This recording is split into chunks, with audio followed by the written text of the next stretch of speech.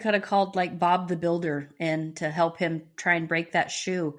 That was the funniest thing I have ever seen. I really want to know the brand of those shoes, man. It was just amazing. Who makes those shoes? They were the most bedazzled heels. How is she walking? They were like 4-inch stiletto heels. Yeah. And she's walking around in them pregnant. Listener discretion advised. Adult language and mature content.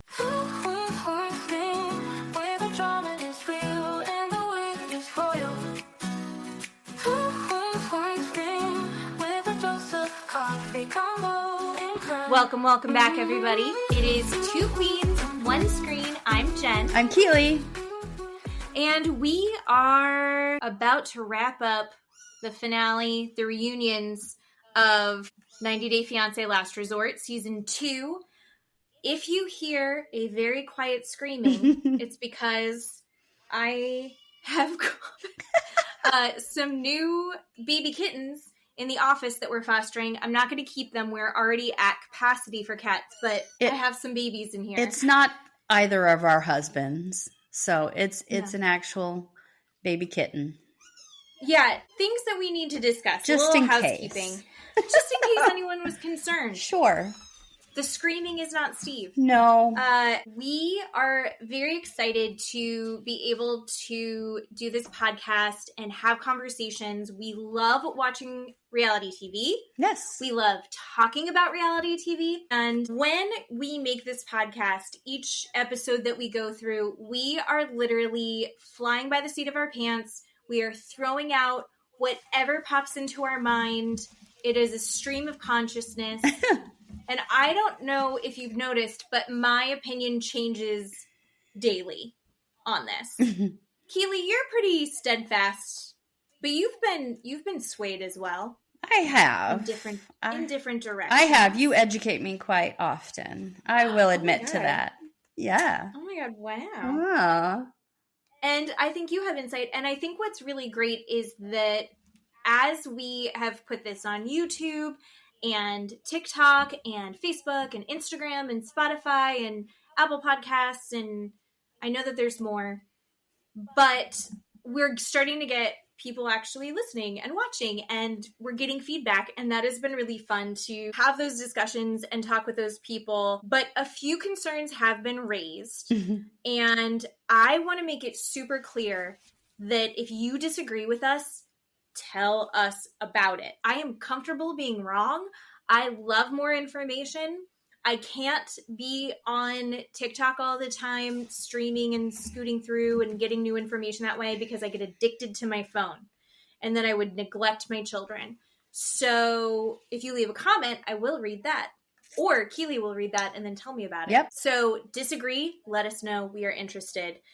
And then even more importantly, in the last episode, we talked about how Gino asked Jasmine after her beautiful vows if she was done. Yeah. If she had finished. Was that it? And it was just a kind of callous, weird remark that he made. And we were talking about that.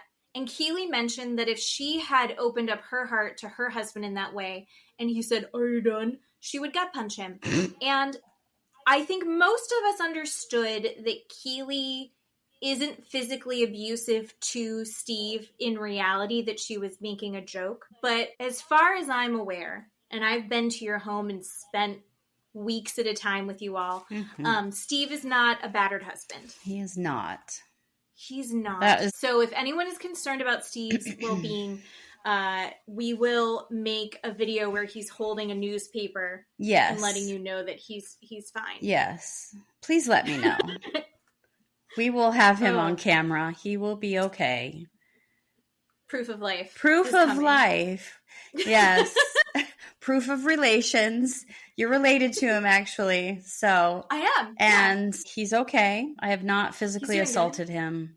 It was a joke. I was trying to be funny. And yeah, so don't take us seriously. No. And everything is alleged. Yes. That's true. Very, very true. I was trying to make people laugh. He's fine. He's fine. He's fine, guys. This hypothetical version of Steve who is an unemotional jerk. That one, he's in danger. But the real one is fine. Okay, so we started the first one of Last Resort, the first part of the reunion. We also got the first part of the reunion of Beverly Hills Housewives. You betcha. And I think, like the 90 Days Last Resort, it's going to be several parts per use. True. The Housewives focused mostly on Dorit, I thought. I think so. And Dorit kind of moving through this season and getting in the process of possibly starting her divorce with PK. Yeah. I have to be honest, I don't know Sutton that well. I hadn't watched for a while and I've just recently jumped back in this season. And I think the summation of Sutton attacks women when they're at their lowest, I feel like she really did come after Dorit. And Kyle talked about how Dorit has really changed and, like, is it that the fame has gotten to her? Dorit's been on this show for several years. This isn't newfound fame. Yeah. But I think that they're like, she's so angry. It's like, yeah, because her husband just moved out. And he's being really weird. And everything that she's built is suddenly really shaky and her future is uncertain. I think that would make sense that she would be a little bit snappy and uncomfortable. When you were listening to everyone talk about her and her changes this season, what did you think of that?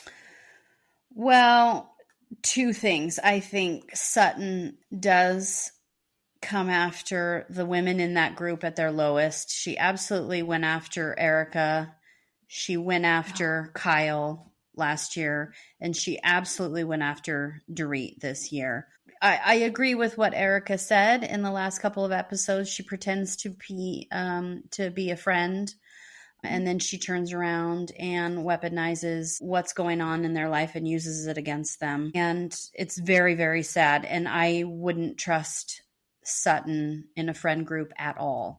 Secondly, I don't think Dorit has changed. I think if Dorit is angry, I don't know that anger is the right word maybe to use. Maybe frustrated. I don't know. As a person who's gone through a divorce, yeah, that's really frustrating. It's super tense. It's super overwhelming, especially when you have kids, especially when your husband, you can see that they're changing and they're doing different things. You know, that's typical. They're going to go have their own life. They're going to go do their own thing. And it's alarming. I don't know if that's the right word. It's just jarring for the wife to see that they're having a completely different identity from the family, because typically the mother and or the wife is the one that's taking care of the children, and the father is not really doing that.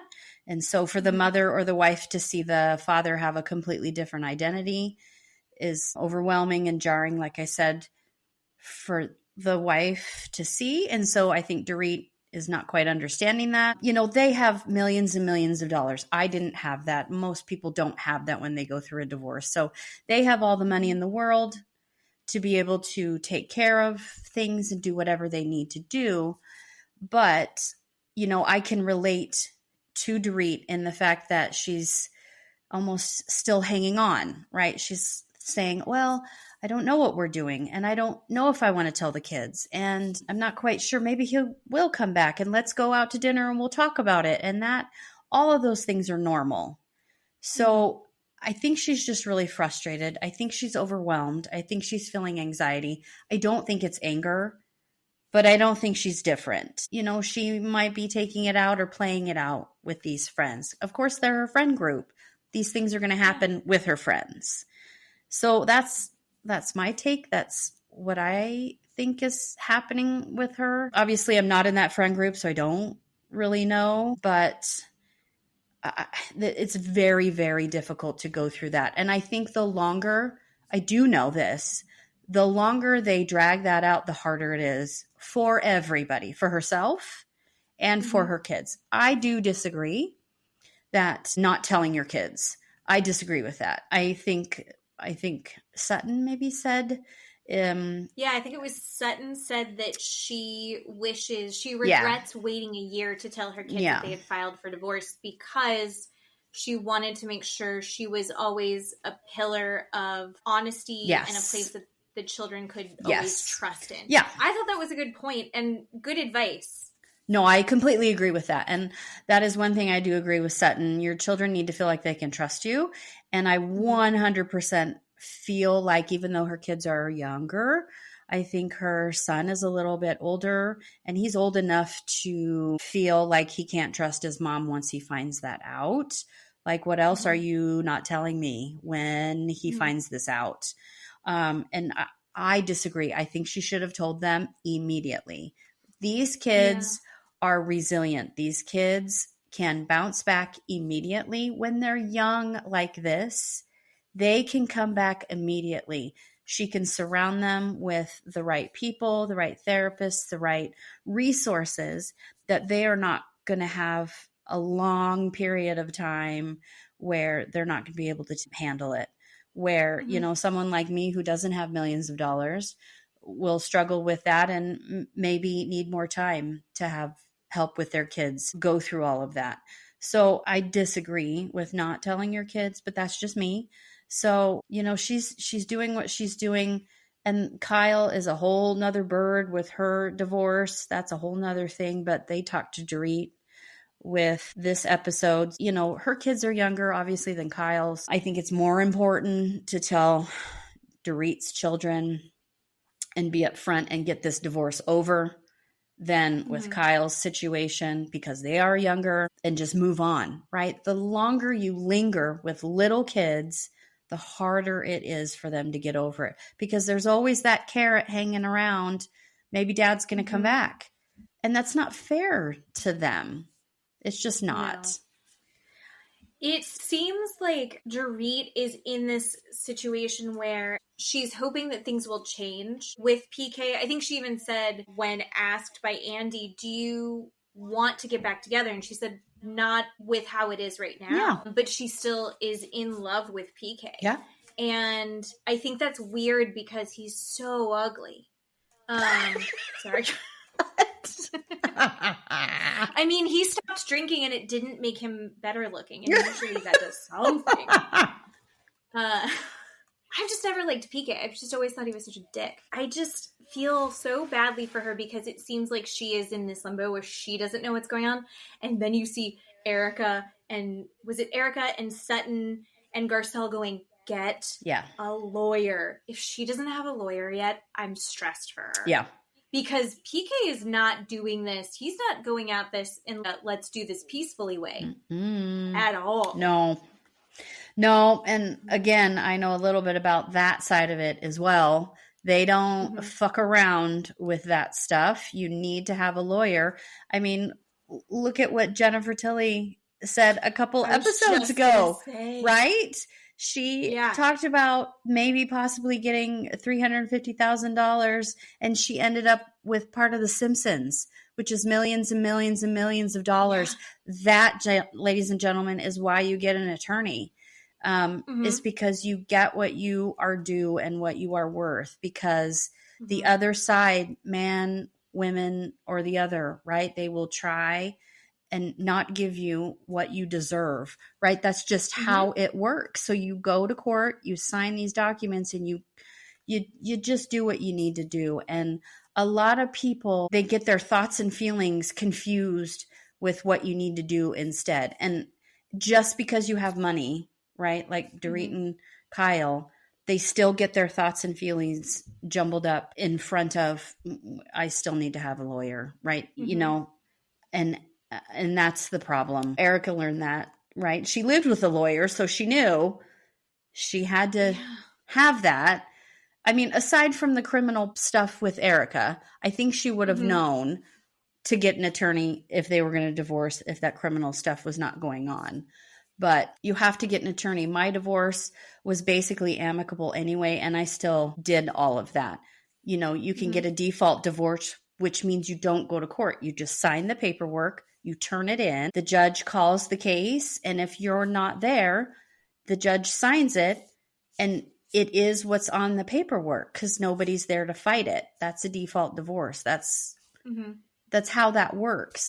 Okay. I mean, you can do that with millions of dollars. You can do that with $10. So yeah, I see driving around Florida, I don't know if they have this in Idaho, but there are signs in certain parts of town. You know how like people will have the little signs up like house for rent or gutter cleaning. There's a lot that are like $99 divorces, which I don't want a divorce, but that sounds like a deal. Right? Right. And that would probably be what they are going to charge for what's called that default divorce.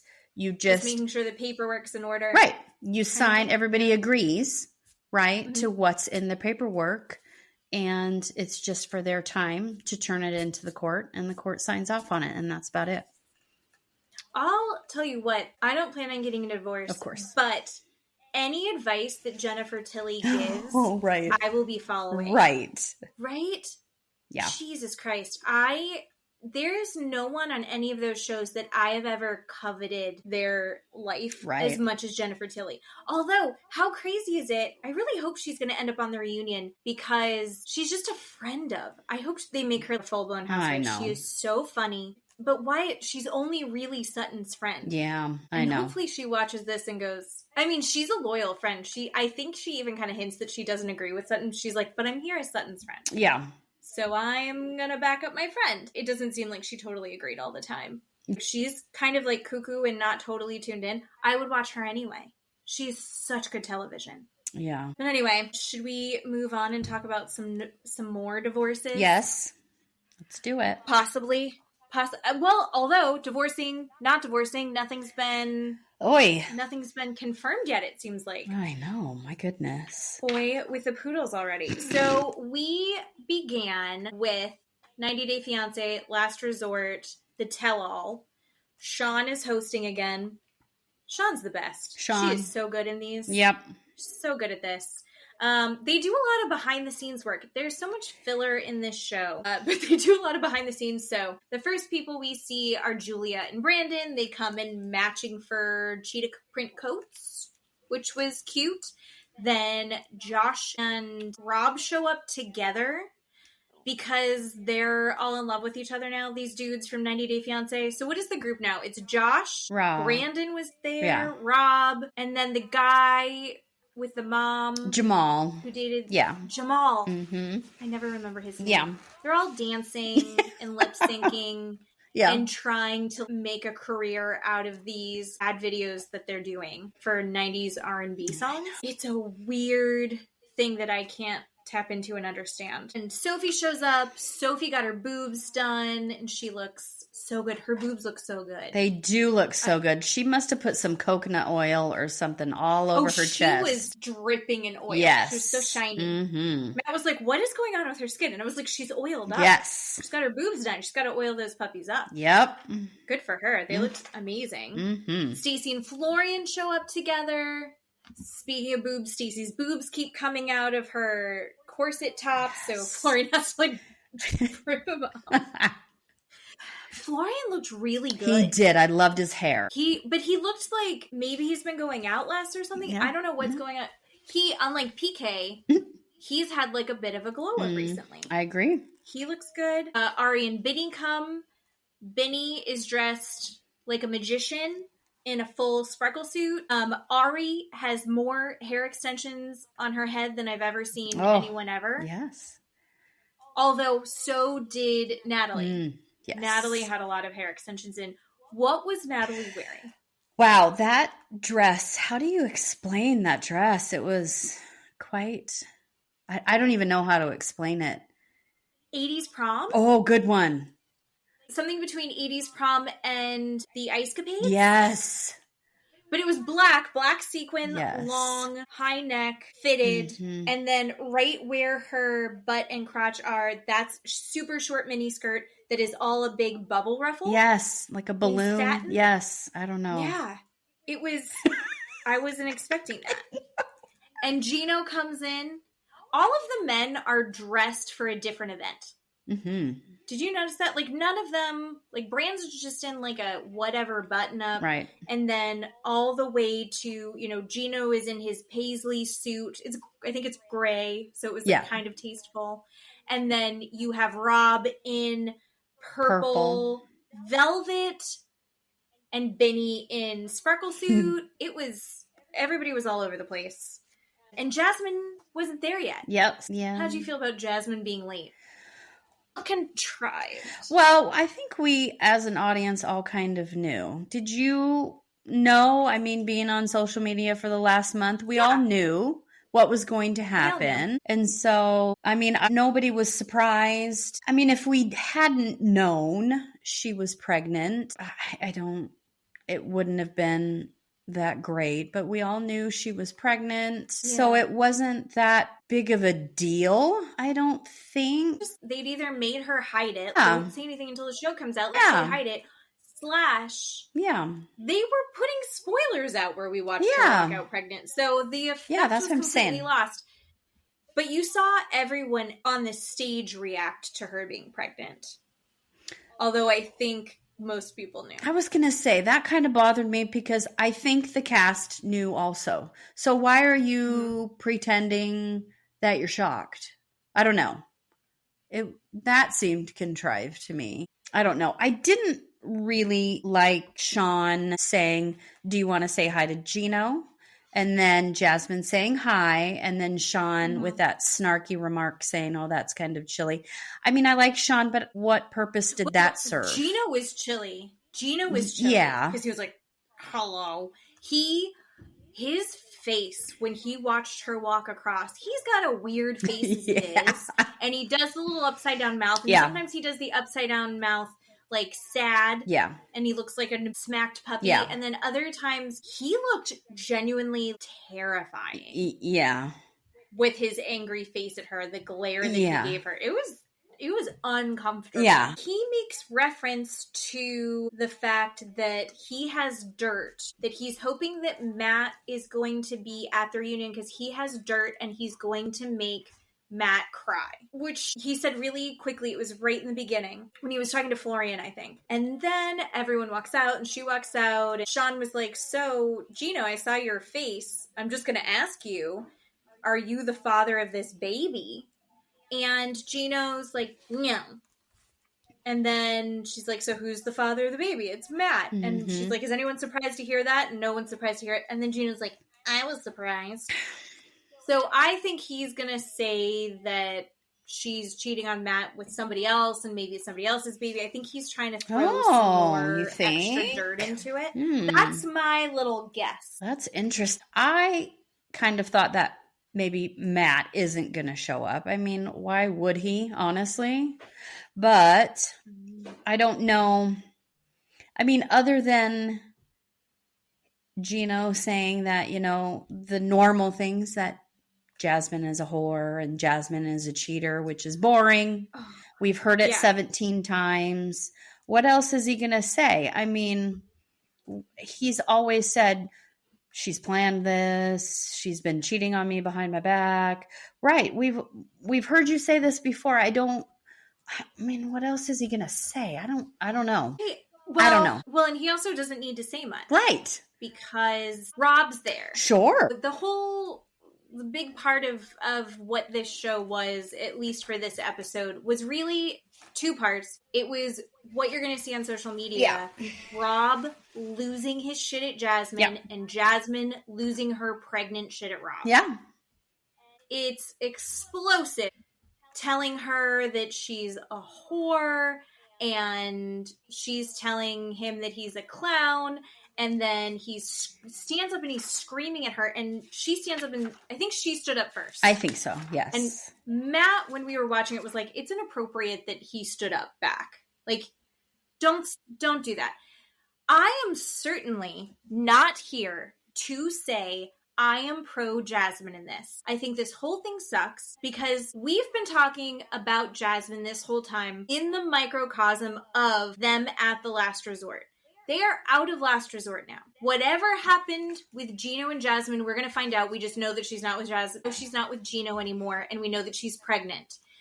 So based on some social media stuff, I think she may or may not still be with Matt. Who knows? Yeah. But I do know that 2 kids in Panama. And we know that she said in this episode, this was an unplanned pregnancy. Yes. There's some shady shit happening that sucks. If you are her kid back in Panama and then she's getting pregnant in the US and she hasn't brought you there to be with her yet, there's something that just like, if I was that kid, I would feel so abandoned. If they didn't feel super abandoned already. I know that her son has a good support system with his grandmother and his dad, but still his mom isn't there. Oh, it sucks. So I'm not saying by any means that I think that Jasmine is an angel, that I agree with all of her choices. I will say, I don't think she maliciously made this plan to be with Matt long term. I think it was a weird solution to a problem that wasn't ever going to work. And all of us could see that except for her and Gino because they were too close, right? They couldn't see it clearly.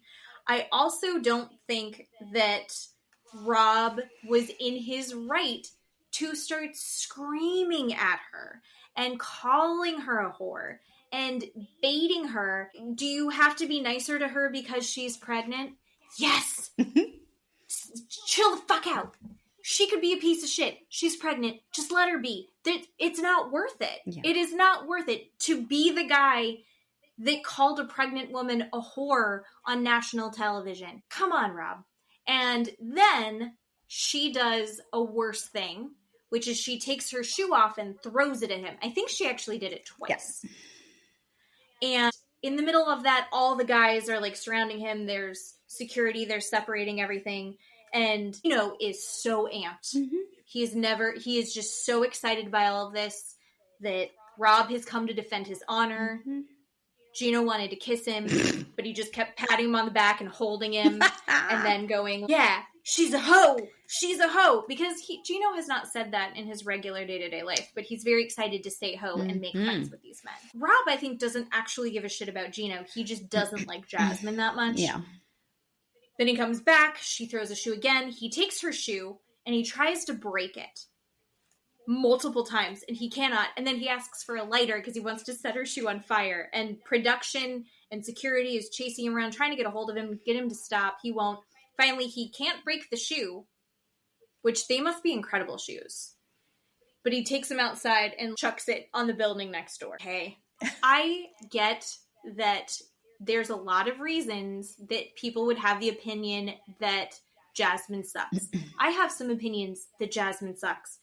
Rob sucks more, right? In this, you don't have to lower yourself to do this. It's embarrassing.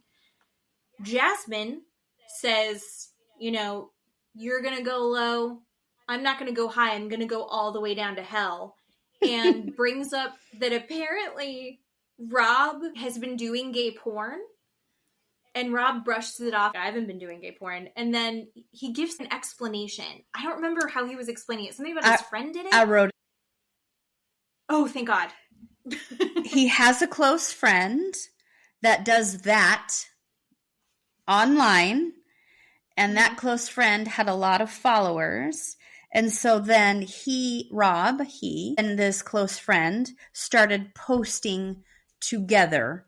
And so about his first 10,000 followers were all gay men because Rob was posting gay porn. That's what he said. Was he actually, was it actual gay porn or just like modeling pictures? Kind of stuff. I don't know. According to Jasmine, he was modeling gay pictures. Putting sticks in his butt. Correct. Butt plugs in his butt. Not sticks. Sorry, I don't know why I said that. I love that. Maybe they were sticks. So, I don't know. He was and Jasmine also said, and I think this brings things full circle for us, she also said that he had the ugliest butthole that she has ever seen. Right. What constitutes good nipples? What constitutes an ugly butthole? I don't think we've actually officially come to a conclusion on either of these things. I don't know. I mean... What makes a cute butthole? I don't know. Did you watch the pillow talk of this episode? I watched some of it and then I had to turn it off because it's like I'm just rewatching the same episode with people I don't like. Kalani, who I do love, but she was watching it with Big Ed for some reason. No. That's who they gave us the commentary for. No.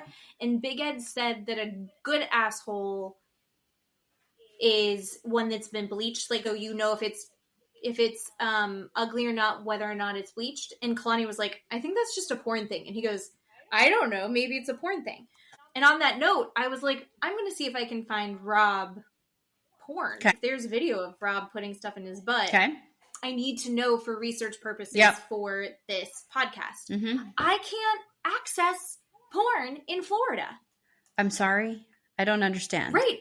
If I try to go to Pornhub, it's blocked in the state of Florida. Huh.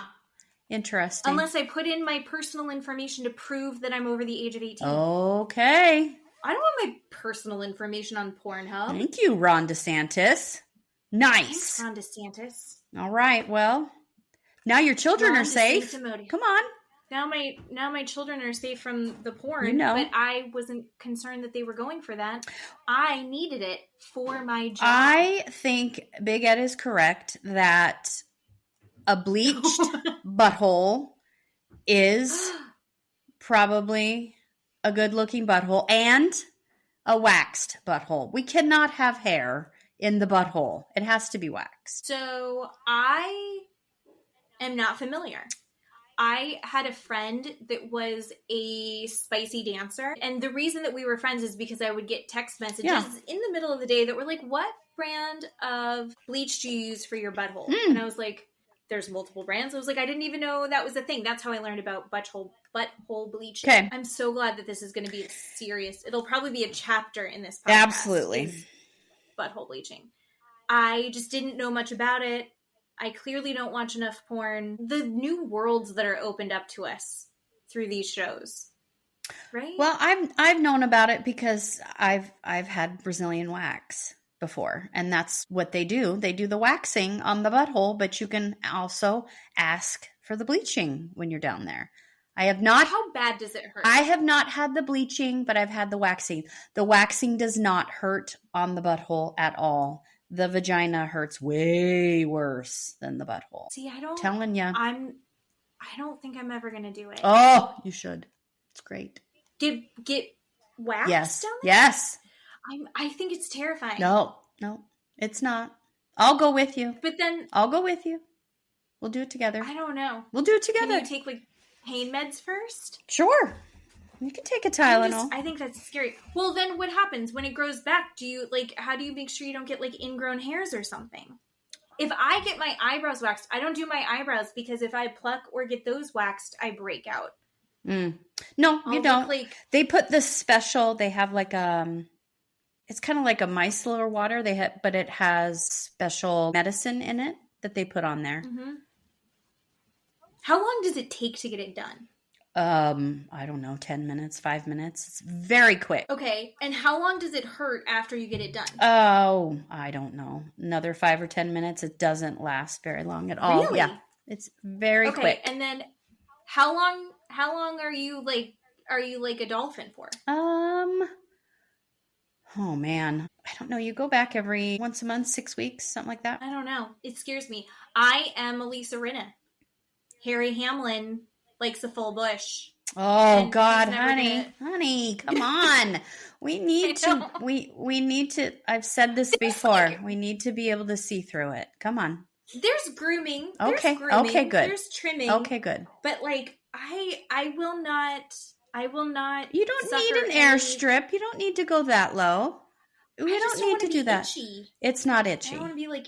You don't get to that part where it's itchy. We don't get that far. Okay, let's get really down into it. Okay. And we can cut this out. Do they go between the lips? No. Like, do they spread the lips? No. No, they don't do that. There's some hair in there. Is there not supposed to be hair in there? They don't do that. Vagina... They don't do that. So it's just on the outside of the lips. Yeah. I don't know. But I don't do the full. I've done that once and it was very uncomfortable for me and I didn't like that. I did the landing strip and I didn't like that either. That was uncomfortable for me. So you keep like a little fluff on top. I do the triangle. Oh. Yeah. Right. That's what I like. And the butthole. I like the butthole. Mm-hmm. It's the butthole part. I love the butthole. Like the butthole sounds, if it doesn't hurt. It doesn't. Like, can you go in and be like, just do the butthole? Yeah. That's probably a thing dudes do. Do dudes go in and get I don't know. I would think. there was a video that popped up on my Instagram, and it's these guys that were, one of the guys is from the Try Guys, if you're familiar with them, and they like sing songs, and they're like a comedian song group. It's 3 dudes, and one of the songs was about how gay men have the same butts as straight men. So if some gay guys like it in the butt, then probably some straight men would too, and maybe more straight men should try it. Oh yeah. So I've heard that. I just don't know how many women are really interested in exploring that with them. I hear you. I get that. Because the idea being like, I mean, if that's something you really want, but then the women would be making this face. Like, if you really want that, I guess we could try it out. Like, I don't think, and I think that would immediately go, well, then I don't want to do it. Yeah. Because if you aren't looking for enthusiastic consent, then you're doing it wrong. Yeah, that's true. That's true. I hope my dad doesn't listen to this episode. Well, I think going around and squeezing the butt cheeks, right? But we're not putting it in. We don't have the thumb anywhere near it. It's not in it, but you're squeezing the butt cheeks. I think anywhere on the ass is fine. If a man is fine touching his ass, right? I'm touching your ass. That is not, inherently, that means you're gay. I don't think so. Right? No. Right. No, it's a butt. It's a butt. Right? We're good. Gay men and straight men both have butts. We're good. It's just whether or not you like it. Yeah. That's what I think. It doesn't have anything to do with your sexuality. It's simply where your pleasure zones are. I agree. All right. On that tangent. Off the rails. Off. Oh. We got to go back. We got to go back. So, I mean, let's go back to the show. Anyway, I think they finally decide. Sean tries to, after everyone's had their freak out. Yes. They had to have a talking to with Jasmine to say no more throwing shoes. Yes. We will give you your shoes back. We got it off the roof, but you're not allowed to throw your shoes anymore. Yep. She's like, okay, I promise not to throw my shoes. And Sean scolds everyone and is like, we are not going to cross the line with our language. We can disagree, but we will disagree respectfully. Yeah. Which is silly because that is not the point of why I'm watching. Just to throw that out there. Although I am 100%, both of them are wrong, but Rob is ridiculous for going as low as he did. Yeah. Being as reactive and being as over the top. Jasmine didn't cheat on Rob. Chill the fuck out, Rob. Let Gino fight this battle. Yeah. Gino's going to stick his tongue in Rob's ear. He's so in love with him right now. It's so gross. Yep. Oh, and the other couples that we really talked about this episode are going to be Julia and Brandon. They asked Brandon, how do you feel about where you're at now after the show? And he said, I feel like we went through that therapy. It was really successful. I'm very happy with that. Then we get home and we had both made these commitments to each other. And it really seems like Julia has decided that her wants and requests in this are more important than what mine have been. What I need from her is less important than what she needs from me. And Julia's like, yeah, no regrets. It's like, oh, I was a little taken aback. I was a little disappointed to hear that from Julia. She said things are getting better, but they're not perfect. And that she, as far as her parents coming to the U.S., her parents are now in Serbia. And she flew there to help them get all their paperwork in order and get this process going. So that is definitely moving forward. Yeah. He's clearly upset. Well, and she's like, it's all going great. If she's flying to Serbia and taking care of her parents, and he says, I feel like she's putting off getting a second opinion, maybe he feels like she's putting off getting a second opinion because she's flying to Serbia. Don't you think that takes time? And she's spending time however long she was with her family. I don't know what the timeline was. The filming, we're at the last resort, right? Did all of these between the sheets. Now we're on the tell-all. I don't know what the timeline was. Was it a year? Was it a 6 months? I don't know. But that's the first thing I thought of was if she was in Serbia, how is she going to have time to go have a second opinion? Yes, granted, It could be an hour doctor appointment. But if she can't get in, think about it. It's an OBGYN fertility specialist doctor appointment. Some of those you can't get in for months and months at a time. On top of the fact, they're in bumfuck nowhere. Right. So it's not like they have one down the street. Right. Right? Right. The doctor that's in town is probably not a fertility specialist that's going to be able to run all these tests. So if it's a second opinion, maybe it's not in Virginia, maybe it's in a different state or a different city from where they live. That's what I was thinking. I don't know. Maybe that's why she was so salty, saying, I don't regret it because now I'm taking care of what I want to do. So that's what I was thinking. He's used to getting his way for the last, however many years they've been married. And then what do? We have full circle of his goddamn parents showing up. I mean, can we not get away from these people? Why are they here? We're just pouring salt in the wound. We just have to have them around constantly. They show up. And what do we watch? The first thing we watch is the clip of Julia dancing on the bar top. And we ask Ron and Betty, the parents, well, what do you think about what you've just watched? My God, do we have to go over this? All over again. And they said, because what happened in that episode when Julia was dancing on the bar, the next day, he's like, what were you wearing? You look like a whore. You're dressed like a whore. He said that that's his one regret. In the Between the Sheets, Julia had mentioned he never apologized to me for that. And they said, do you want to apologize to your wife for calling her a whore? And he was like, oh, blah, blah, and does a very bad job of apologizing. And everyone's like, start over, try that again. And then they're like, what do you think, Ron and Betty? And they're like, don't you think maybe she owes him an apology for dancing on the bar? There are limits. I thought this was an interesting debate because I think that there's obviously culturally, and I'm not saying this like Russia, Dinwiddie, Virginia. I'm just saying maybe generationally as well, where the mom, Betty's hammering home, there's limits. When you're a married woman, that's not how you behave. And Julia was like, I'm not running around fucking guys. She didn't say that, but she was like, I'm dancing. I'm dancing at a bar. I have one life to live. I'm there with my husband. I should get to dance on a bar if that's what I want to do. I'm not doing anything wrong. The mom's like, that's the problem. That's the problem with her right there. And you're like, Jesus Christ, Betty. Yeah. Betty is just a snarly, she clearly hates Julia. Yeah. She does not like Julia at all. Yeah. It was just kind of gross to watch. And Brandon doesn't see it. And these parents don't see the problem at all. That enmeshment there is just such a turnoff. I don't know why Julia puts up with it. Can you imagine a baby in the middle of that and that mother saying, oh, I'll just take care of the baby. Oh, this is my grandbaby. Oh, right? And having her opinion be the best opinion in that house. Oh, this is my granddaughter or my grandson. Oh, I'll just, you need to do this for that child. This is how you do X, Y, and Z.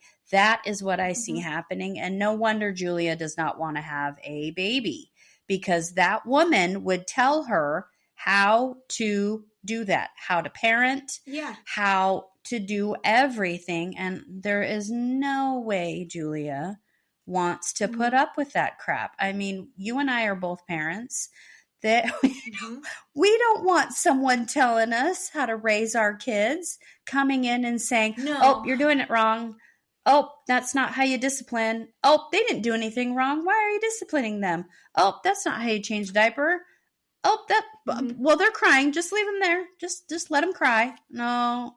Oh my God. I can 100% see Julia being undermined every step of the way. Yep. And Brandon is going to be like, I don't want to hurt my mom's feelings. She's a mom. She knows. She raised me. And look how it turned out. She knows. She knows better than you. Gross. I think that is so icky. There are whole Reddit groups. There are whole Facebook support groups. It is a trope for a reason. Betty is the poster child of the mother-in-law who refuses to respect boundaries and who thinks that she is in charge of making all of the decisions for this couple that she's not in that marriage, but she feels like she's another person who gets a vote in that. And that doesn't work. She is pushing Julia. She's creating that wedge between Julia and Brandon. So if she wants her son to have a good marriage, she needs to back off. If they ask for support, if they ask for guidance, give it. Otherwise, back the fuck off.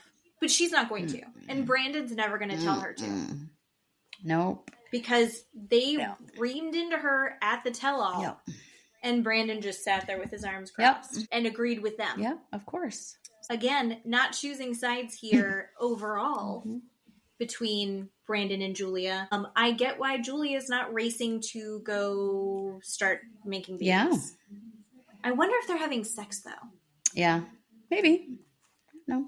We haven't found out. Yeah. Something Brandon said also in that moment where he was like, your vagina was out. And everyone's like, her vagina was not out. She was wearing nude underwear. Nothing flopped out. And then he will not let that go. And then he's like, should I have told her to whip her tits out too?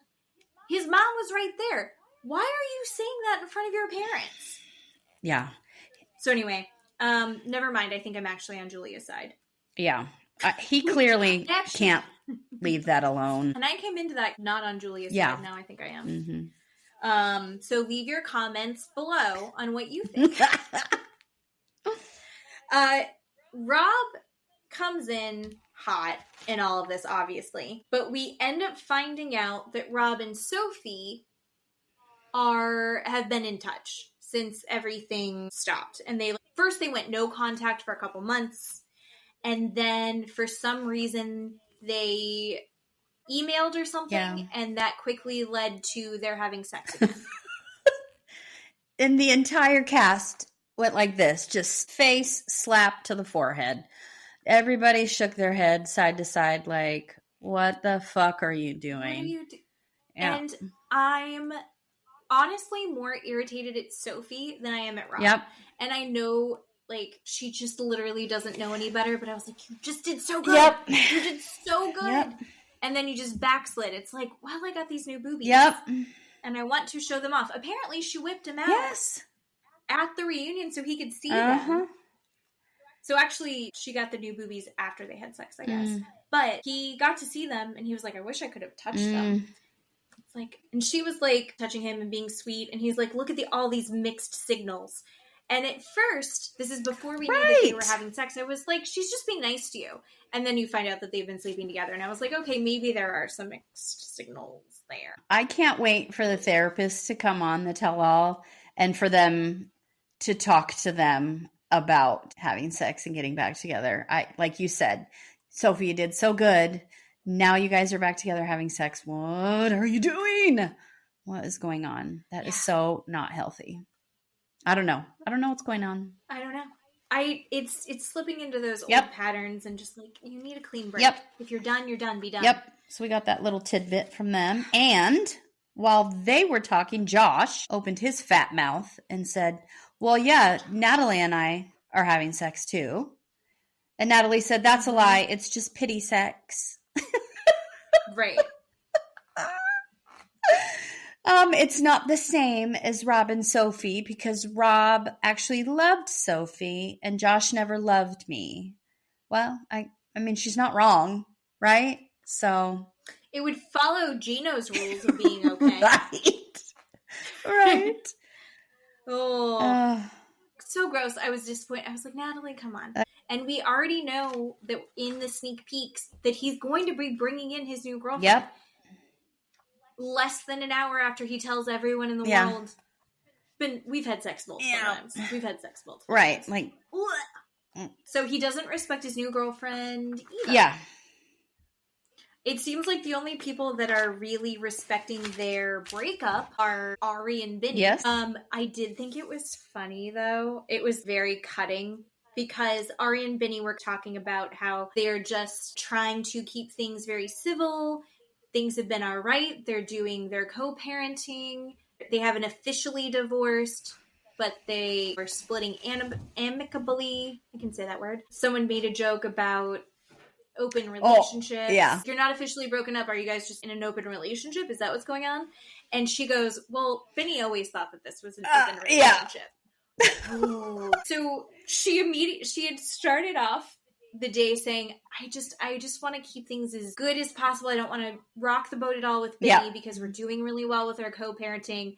And then she can't keep it in. Like, yeah.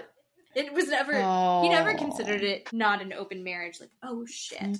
It's going to be fun to watch her kind of say all those things. And Bini also says that basically they said that they're over. Mm-hmm. He doesn't need paperwork to say that they're over. He's already decided that it's done. He's like, it's over. I don't understand these couples that do that. We've decided it's over, but we don't need a divorce and we don't need paperwork. I don't get that. What is that? What purpose is that? What does it serve? I don't understand. It's got to help somebody out financially in some way, I guess. Right? Yeah. That's all I can think of. I guess. There's got to be some reason to not file. Yeah. I don't know. I haven't been divorced. I know it took my parents a long time to file their paperwork. I mean, like a few years, I think. I think Dad was like, I don't know, had bought a house with his fiance before paperwork was filed. I don't understand the finances of it. That's my assumption, is that Bini doesn't want paperwork filed because he doesn't want to have to officially be responsible for things. Oh, maybe it has something to do with his visa. Is that it? Oh, maybe. I don't know. And I genuinely think, although Ari wants people to validate her and being like, Bini was a piece of shit and he did bad things and he clearly cheated on you. I think she wants that, but I don't think she actually wants bad things for Bini. Yeah, that's true. I think she wants him to do well. Yeah. I think she wants a good life for him. She just wants someone to be like, you are right. Yeah. Fucking Bini. Yeah. That wasn't okay that he did that. Like, she needs to hear that more. Yeah, I think she might hear a little bit of that just from a couple of the clips where they go back to Bini dancing with all the women and some of the men not liking that. Florian losing his shit about it. Oh. Yeah, that'll be good. So that'll be fun to watch. Yeah. Looks like we might have a couple more fist fights. Yeah. We'll see. Yeah, we can only hope. I guess the only other people that we haven't talked about are Stacey and Florian, which Darcy's going to show up. Stacey looks good. Florian looks good. They split the men and women up. So they have all the men on one side and they have the women on the other, which is uncomfortable because I think it just puts everyone back into this very adversarial mindset. Yeah. And so Stacey's like, well, at first it was great. And now we are back and we're slipping into our old ways, which is a bummer to hear.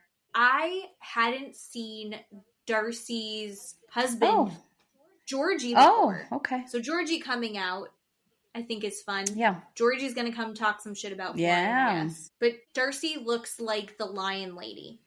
The lady that got so much work done, she ended up looking like a lion. Yes. She was like an heiress or something. Yes. She's 2 years away from being that woman. Yeah. It's so pulled back and so plumped up and so exaggerated. Yeah. But to each their own, if that's what you want to do. Yeah. I don't know what I'm hoping for at this point. I honestly think if we could just have an episode where they have the therapist come out, hear the updates, and go, you know what, I'm not your therapist anymore. Here's my advice. Yeah. Because apparently they can't give advice. I just want the therapist to give advice. The only one who's telling people what to do and what not to do is Rob. And Rob is not the person who should get to do this in his purple velvet suit. Rob is comical to me. I laughed the entire time watching this small-minded, insecure man yell at a pregnant woman. That's what I watched. He is just so little. I just can't with him. He's so triggered by Jasmine that he has nowhere else to go but down, and it is comical to me. I mean, she should have sat there and laughed at him. That would have pissed him off even more. But I get it, right? I get her reaction. I mean, both of these people are so reactive. Yeah. They're so emotionally immature. Yeah. They're so putting their energy in the wrong place, right? It was exhausting to watch, honestly. didn't need that. And that was the highlight of the episode as far as like the production was trying to do. I don't know. need that. I really wish I could have called like Bob the Builder in to help him try and break that shoe. That was the funniest thing I have ever seen. I really want to know the brand of those shoes, man. It was just amazing. Who makes those shoes? They were the most bedazzled heels. How is she walking? They were like 4-inch stiletto heels. Yeah.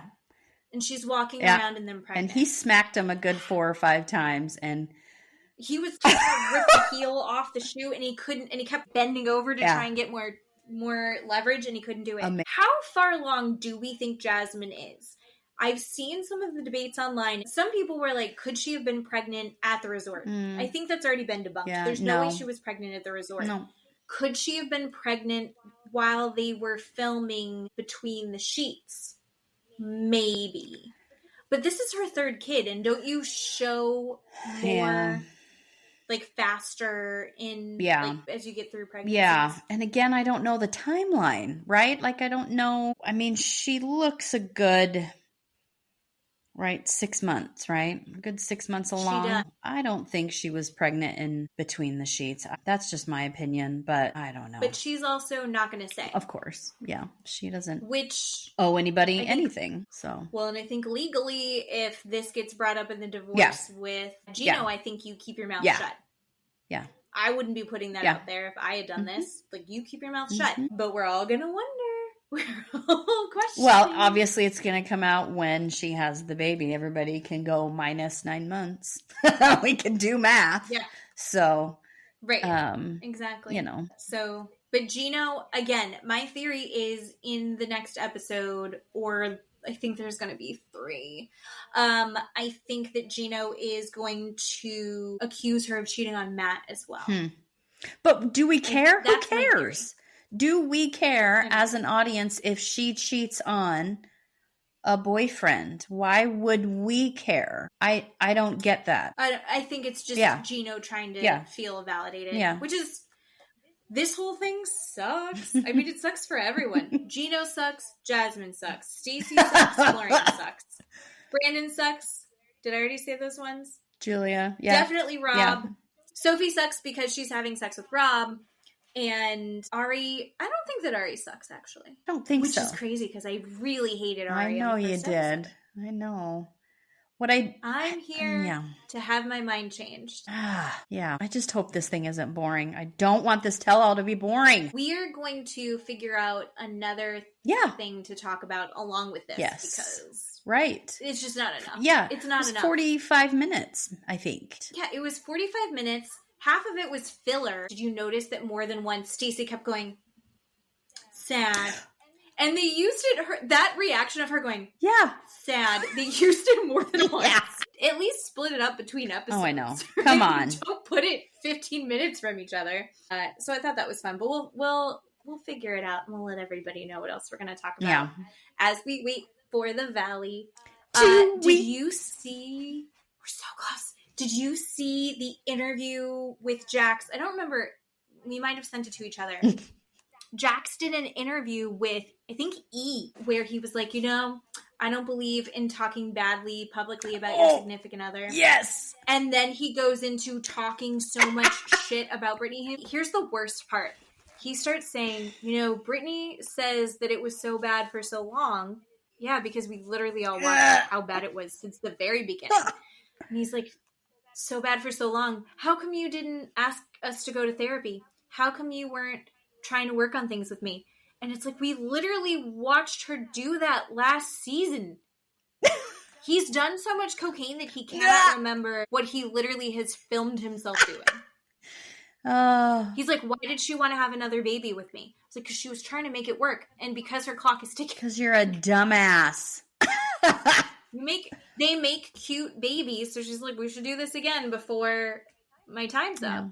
Why didn't she leave? We do not say that. Okay. It's 2025. We do not ask why the woman didn't leave sooner. But apparently Jax did not get that memo. He didn't get a lot of memos. I am so hoping to watch this and just watch him get his shit handed to him. It's going to be great. I want to watch his life fall apart. Yes. I'm rewatching Vanderpump Rules. I think we're on season 2 or 3 right now. And it's when they go to Lake Arrowhead and he's having to do his apology tour with her family. And it is so uncomfortable. But then you watch her go, he got his name tattooed on the inside of his arm. And you're like, don't let that soften you. Like, why are you... Don't fall for Don't this. do that. But she's like 22 or something. He also has Stacey and Carmen on there too. Oh, we forgot. Did he ever get Brittany tattooed on there? I don't remember. I have a matching tattoo with Matt. I think you and I should get matching tattoos. I told that to Steve. I would get it. I love a matching tattoo. I have a matching tattoo with Matt. We both have arrows getting shot into our knee, and I have very elegant blood spurting out of the top of my knee and the arrow going in. It's a euphemism for marriage. It's because I used to be an adventurer until I took an arrow to the knee. It's from a video game. Okay. It means like then I got married, so now I'm not an adventurer. Okay. Anymore. Marriage is like taking an arrow to the knee. And then I have a matching tattoo with my stepsister where we both have the ears of our pets that have brain damage on the back of our elbows. What would we get? What would you I told Steve that we were going to get the Infinity Natalie, the snake eating itself. That's what we should get together. An Ouroboros. Yes. Oh, I actually love that. I've actually thought about that before. Yeah. I told him that you and I were going to get that. And he was like, really? And I said, well, I just haven't told Jen that. No, I fucking love that. Ooh. Yep. Let's do it. Okay. So Keeley and I are getting tattoos and our buttholes waxed together, everyone. Okay. We're very close. Yes. Thank God we're as far apart as we are. We would be absolute menaces. If we were together all the time. Okay. All right.